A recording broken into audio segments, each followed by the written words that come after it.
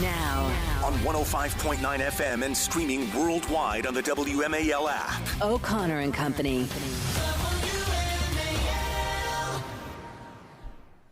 It's 7:06 on O'Connor and Company. A very busy Wednesday morning as we still digest the primary results from Maryland. After spending millions of dollars failing to purchase the 8th congressional district back in the day, David Trone then spent millions of dollars successfully purchasing the 6th congressional district of Maryland. And now yesterday he spent, $70-80 million to fail to purchase the Senate nomination. I want to reiterate to Mr. Trone that for just $20 million, he can purchase one of the empty chairs on this program. We'd love to have him. He'll be sort of that drunk, semi-racist guy that says inappropriate things now and again. Can we split it? It'll go into the pool. Okay, fine. We'll all get our share. The tip But there jar. are many more seats that you could purchase, Mr. Trone, including one on O'Connor and Company. We're like Democrats. We have no shame. It's right. yours for the taking. Well, for the buying. Why not? Why not? Stranger things have happened. Coming up at 8:35, comedian Rob Schneider will join us. It's Larry O'Connor with Julie Gunlock. And look who's here, Julie. I know. Hey. Friend of this program, friend of parents and children everywhere, friend of education. Corey DeAngelis with his brand new book, The Parent Revolution. And it's good that you come here because we're sort of the epicenter of the parent revolution. Corey, thanks for being here. Hey, thanks so much for having me. You're not a D.C. guy. I mean, you're connected to D.C., but you don't actually live here. You're visiting on the book tour, right? That's right. I actually used to live in D.C. for like 6 years when I was working at think tanks, and I figured I might as well move back to the land of the free. I'm in Texas now. And yeah, I swung by for a couple of events, one at the Heritage Foundation. It's the official launch event at 11 a.m. Eastern today at the Heritage Foundation in D.C., and then later tonight, I'll be at the Capitol Club with Independent Women's Forum. So I'm super excited to be here. Well, tell me about the book. Obviously, we have tracked you. We have you on a lot to talk about successes you have on a state-by-state basis to push for school choice and to finally free parents and their children from the shackles of the teachers' union and the organized effort to indoctrinate children. What is this book? Is this book sort of a chronicle of what has happened, or is it also tools for parents to sort of do this in their own home? It's both, yeah. So it's a story of optimism and talks about the darkness at first when the teachers' unions overplayed their hand during COVID, fought to keep the schools closed as long as possible. They were holding children's education hostage. They engaged in fear-mongering every step of the way. They were using fake body bags outside of the offices in D.C. for the public school system to protest going back to work. You had them deleting tweets in places like Chicago claiming that, quote, the push to reopen schools is rooted in sexism, racism, and misogyny. They threw every buzzword at the wall to see what would stick, but their plan backfired. Although they did get $190 billion in so-called COVID relief and ransom payments from the taxpayer, their plan backfired because families got to see what was happening in the classroom. And as Vodi Bakum said, we cannot continue to send our children to Caesar for their education and be surprised when they come home as Romans. Well, guess what, Larry and Julie? The good news is parents aren't surprised anymore. They've woken up. They're never going back to sleep. And we now have a red state parent revolution in particular. And I talk about how we could expand school choice to blue states as well in the book, and then also things you can do to tweak the public school system, even if it isn't full-throated school choice. What are some reforms that we could champion to allow families to have more freedom and more of a say in their kids' education? I talk a lot about the Virginia story, too, with Mr. Terry. I don't think parents should be telling schools what they should teach. McAuliffe, it showed... Glenn Youngkin really showed the GOP how to pick up the football and become the parents' party by winning on the issue of education in that race by 6 points with education voters. And as your listeners know, that was the number 2 issue in the election. And so that should give people hope in other areas of the country, too. I also talk about how some Democrats have started to come along on the issue of school choice, even though they have been historically a wholly owned subsidiary of the teachers union, because Randy Weingarten, who I dedicate the book to, I also posted a tweet. Sent her a copy. Sent her a copy of it. With people made fun of me because the handwriting wasn't really great, but you can't really blame me. I went to government schools, And I can't use the doctor defense either. I am a doctor, but I'm not a real doctor. You're Jill. I'm more like a Jill Biden doctor. I love that. I love it. Listen, let me follow on that a little bit. You talk about, the GOP. Did they appropriately seize this moment? I worry personally that the memories of COVID and just how outrageous the teachers' unions were, and frankly, the public schools were, and I mean, not all public schools. It really happened in some private schools as well, which is, again, why school choice is so important. But do you think that memory is fading? And again, second part, do you think the GOP really did all they could, or could they have done more? I don't think the memory is fading because parents care about their kids more than anybody else. And they're never going to unsee what they saw in 2020. Yes, the schools are open, but the problems are still there. And so, yes, it's true that families saw through remote learning, which, hey, let's be real. It should really be called remotely learning because there wasn't a lot of learning going on. But families saw what was happening with critical race theory and gender ideology, and they saw that their kids were being indoctrinated and not educated. They want the basics. They want math, reading, and writing. And so I think that fire is still lit under the belly of parents. And when it comes to the GOP picking up the opportunity, it depends on the state, right? It depends on where you're at. And a lot of it has become a GOP litmus test issue in some states to support school choice. Look at the elections from my home state in Texas. 10 of the 13 candidates that we targeted for voting against school choice on the Republican side in the primaries lost their elections outright, or they were forced into runoffs, most of those guys in second place into the runoffs. So that translated to a 77% win rate against anti-school choice incumbents in the Texas House, which basically never happens. Incumbents usually win 95% of the time. So the voters are holding them to that moniker, whether the politicians want to be the parents' party or not.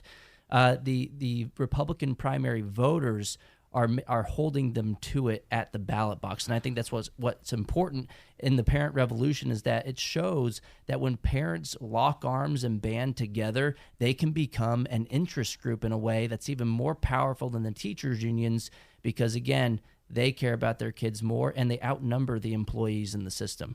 Our guest is Corey DeAngelis, and his book out today is The Parent Revolution. He's a senior fellow at American Federation for Children and executive director of the American Federation for Children. It's the same one, executive director. So you're senior fellow and an executive director.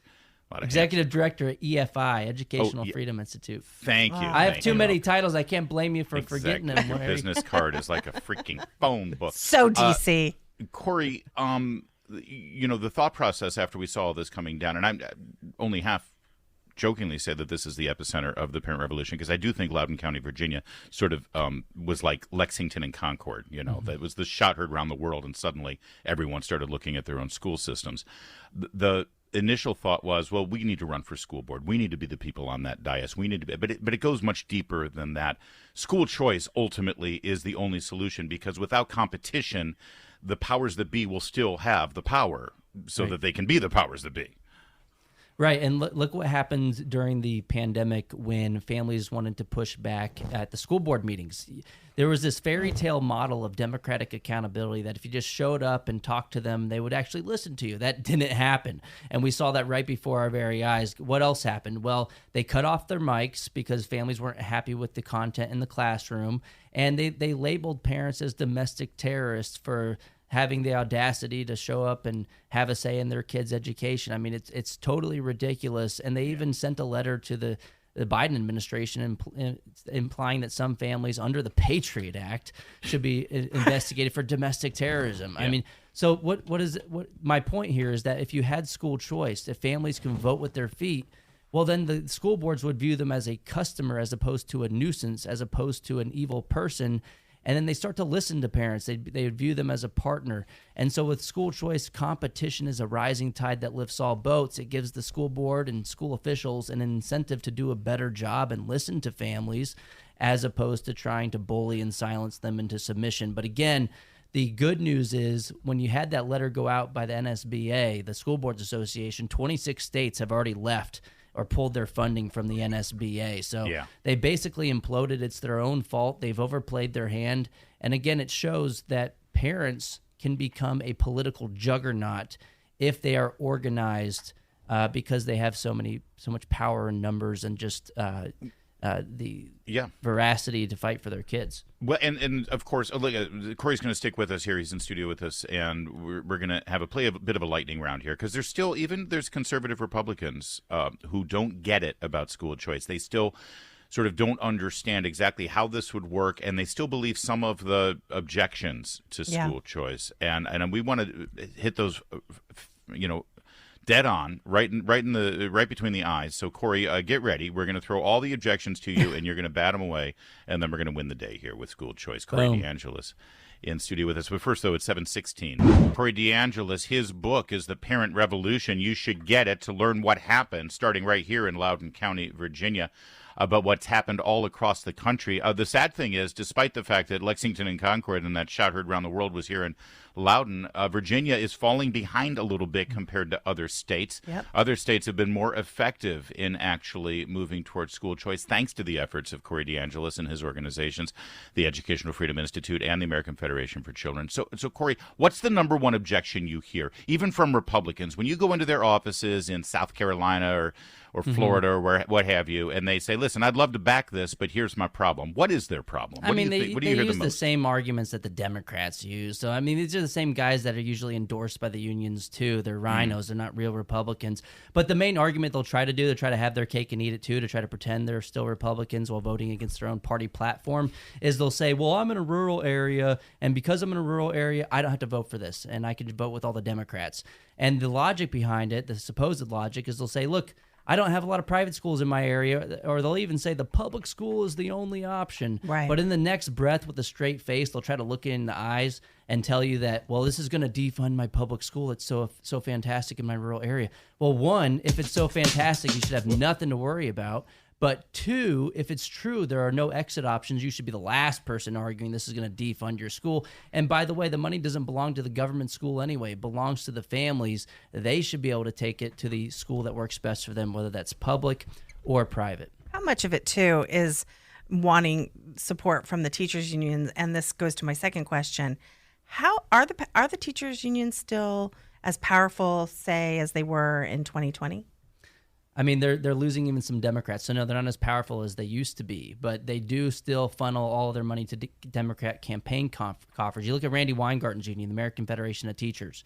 She's the school closer that was the campaign closer for Terry McAuliffe here in Virginia. Yeah, I remember. She, if you look at Open Secret's website, you can look at their donations. 99.97% of the campaign contributions from Randy's union went to Democrats in 2022. It's been like that for decades. It's a complex money laundering scheme. It ought to be illegal.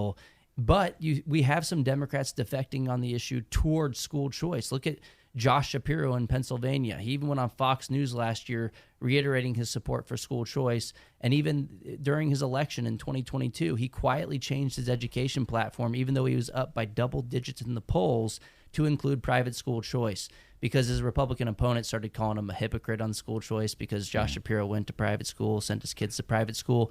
But a lot of people have said, well, maybe Josh Shapiro didn't really believe that. Maybe it wasn't a true change of heart. And my point is something that Milton Friedman once famously said. He said something along the lines of, the way that you change things is not about getting the right people into office. The way that you really change things is by creating a climate of public opinion where it becomes politically profitable for the wrong people to do the right thing. And so as I lay out in the book, the more that the GOP leans into parental rights as a political winner, the more it becomes politically disastrous for Democrats to oppose it. So much that even in Louisiana, they passed universal school choice through their House by a vote of 72 to 32, no problem. Supermajority support, didn't need a single Democrat. Yet still, 20% of their House Democrats voted for the bill in Louisiana. So that's showing that the political winds are shifting towards education freedom. I don't care the reason, whether they have a true change of heart or they're reading the tea leaves. At the end of the day, that's good news for families that politicians from both parties are feeling compelled to at least publicly support school choice. They're maneuvering against each other to compete to be the candidate who supports education freedom. That's not happening everywhere, but it's happening more than it was a few years ago. All right, Corey, a couple more real fast. School choice will drain money from the public system, and it doesn't have enough money as it is. The money doesn't belong to the government schools. They have tons of money. According to NCES, they spend about $20,000 per student per year, and that number has increased by about 170% after adjusting for inflation since 1970. It doesn't go into the classroom. It's wasted. It should go to the families so that the monopoly listens to those parents as opposed to labeling them as evil people. And I'm sorry, really quickly on that, and as enrollment has gone down in these public schools, the funding still continues to go up. Isn't that correct? Exactly. It's a jobs program for adults as opposed to an education initiative for kids. And the libertarian argument. This money will then go to religious schools, and there should be separation of church and state. The real solution is to get government money completely out of education. I mean, take the win, take the W, or else you're going to be stuck with the L. And the words separation of church and state aren't in the Constitution. They're talking about the Establishment Clause, and school choice is not a violation of that clause. We have tons of Supreme Court precedent for the same reason that Pell Grants don't violate the Establishment Clause. It doesn't establish a state religion just because you get to choose your school. It's a ridiculous argument. And look, you can take vouchers in the form of Medicaid to private religious hospitals if you want. You can do that with Pell Grants for college, pre-K programs. You can take it to religious pre-Ks, and so on and so forth. It's only when it comes to K-12 education is this argument brought up, and it's, again, because the monopoly is threatened by choice. And so they just throw anything at the wall to see what would stick. The reality is there is no good argument against giving the money to the families. It's meant for their children. They should be able to have the money follow the child. And so, look, if you want to get government out of education, this is a step in the right direction. I'll let you fight that all day. Introduce a bill to reduce it even further. We'll see how successful you are, but school choice is the most feasible option we have. You were the first one I heard that made the argument, let the money follow the child instead of going right to the school. And it makes perfectly logical sense. It's a great way to describe what school choice would look like. It works. It's going to work as every state takes. And guess what? As soon as every state adopts school choice and we have true school choice, there will be no reason for a federal Department of Education, and we will get federal control and money out of this. But we got to get there first. And as usual, the best ideas are always employed here in our backyards, in our neighborhoods, and in our states, not coming from Washington and implemented from the top down. Corey DeAngelis, I wish we had more time, but we don't. Yep. But it's great to see you. Great talking to you. The Parent Revolution. It answers all those questions and explains how we got here. And it also tells you what you can do to make sure that the parent revolution turns into all-out victory and unconditional surrender on the other side. Corey DeAngelis, sir, thank you so much. Thank you.